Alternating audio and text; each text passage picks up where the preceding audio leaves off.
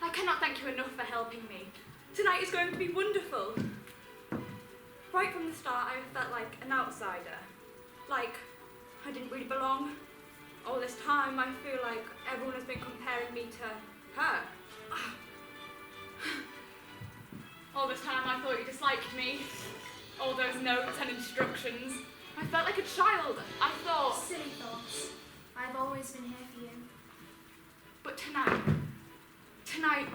everyone will see that I am every bit as... Don't try to be her. No one could come close to being like her. Even though she was only a few years younger than me, she was always so confident. Just be yourself. Now, look at you. Are you sure he'll like the dress? Of course he will. It is an exact copy of the portrait I showed you. Envy of the ball, that's what you'll be. Nothing can be left to chance. It must be perfect. We've spent so much time planning every detail, every... Nothing will go wrong, my dear. Are you sure everyone will be impressed by my costume? You must be confident. What if they laugh at me? No one will laugh. Respect. That is what you must command. You are his wife now. You are the Lady of Landley. I'm just so nervous. No, you're right. I must be confident. Everything will go perfectly. Rebecca is just a figure from the past. Yes. Now go and put your dress on. You don't want to be late to your big entrance. Imagine standing at the top of the grand stairs, looking down at the guests below, looking beautiful, and echoing perfectly the portrait on the gallery behind you, just as if you were part of this wonderful family. You look magnificent. Mr. De Winter will be speechless.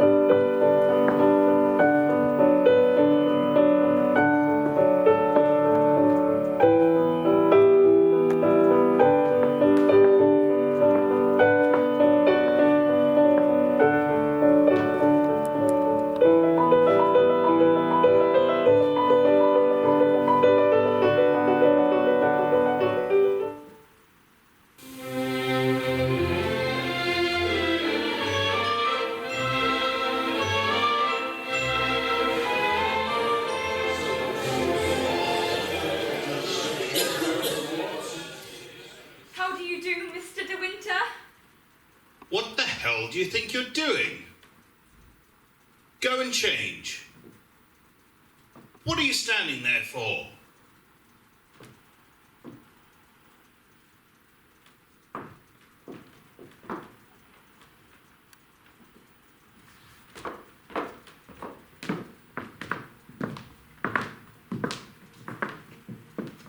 I don't understand. Can't believe he reacted like that. He's never shouted at me before. And to do it in front of all those people. I didn't see the look in his eyes. At that moment, it felt like he hated me. I did everything. I invited those people. I organised the ball. I brought it back from the dead. I did everything just like Rebecca. But that's just it. You will never be Rebecca, no matter what costume you put on. What? You made me wear this dress. She looked so much better than you in that dress. You meant for this to happen. Rebecca never usually wore green, and if she did, it was a deception. Red was her colour. You did it because you wanted to hurt and humiliate me. What have I ever done for you to hate me so much? I came into this house a young, inexperienced woman. If you cared anything about Mr. De Winter and Manderley, you should have helped me. From the moment I walked up the steps, with all the servants you assembled to greet me, you were waiting for me to stumble and fall. And you did stumble. And they all laughed as you tripped up the steps, mumbled your words, looked embarrassed. Why have you treated me this way? I was just trying to fit into this world to please Maxim. I did everything and I did it as well as I could. And then you undermined me. Took away everything I had worked for. Rebecca was gone before I met him. I made him happy and we were happy before we came here. Happy? What do you know of making a man happy? You are no Rebecca. How dare you speak to me like that? If you hadn't interfered tonight, everything would have gone perfectly. I know what you are now. Vindictive, jealous, destructive. I was in awe of you. You were terrifying to me. But I'm not afraid of you anymore. I'll decide what your future is later. Get out! You're the ghost here, not her. He's made his own hell, and he's only got himself to thank for it. She's still with him. She has been ever since you I drowned. don't want to know. You know she sees him. I don't want to hear this. You know she comes by night and watches him. She might be dead, but she has never been more present in this house. How do you think I feel? Watching you, sit in her place, walk in her footsteps, touch the things that were hers. What do you think it meant to hear the other servants talking about you as Mrs. De Winter? Mrs. De Winter has gone out for a walk. Mrs. De Winter wants a car this afternoon. Mrs. De Winter won't be in for tea until 5 o'clock. You'll never get the better of her. She's still the mistress here, even if that cruel sea took her life. Danvers, you're not well. You ought to be in bed. Leave, go to your room and rest. Go to my room. The mistress of the house wants me to go to my room. And what after that? You'll be running to Mr. De Winter saying, Mrs. Danvers has been unkind to me. Mrs. Danvers has been rude. Stop this, Danvers. What is wrong with showing my... Go to your room. I'm not going anywhere. You should be the one that leaves.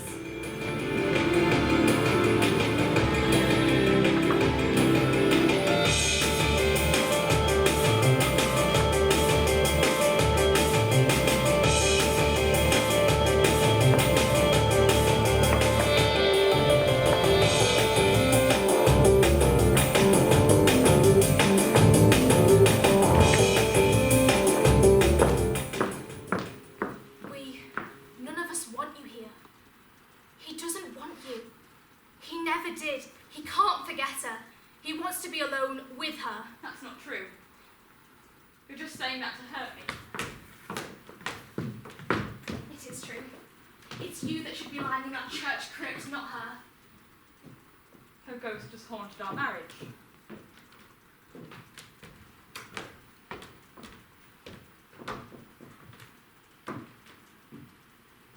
You are not happy. Why Why don't you leave Mandalay? Why don't you go? Mr. De Winter doesn't love you. Maxim doesn't love me. He wants to be alone with Rebecca. He wants to be with Rebecca. I can't make him happy. Look down. What can you see?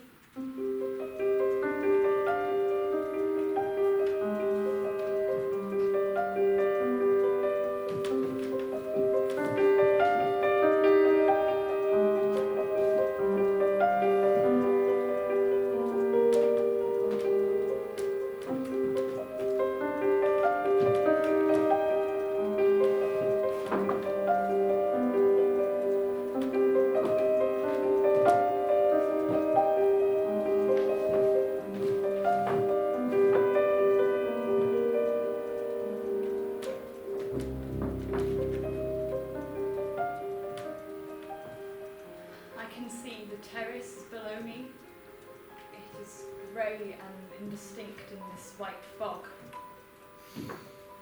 Why don't you have done with it? You don't have to be unhappy anymore. It wouldn't hurt, not like breaking your neck. It's a quick, kind way. It's not like drowning. Look down. What can you see? I can see the terrace below me. It is grey and indistinct in this white fog. I can see the tubs on the terrace and the blue of the hydrangeas. The pavestones are smooth and grey. They are not jagged and uneven. The fall would be quick. The fall would break my neck. It would not be slow like drowning.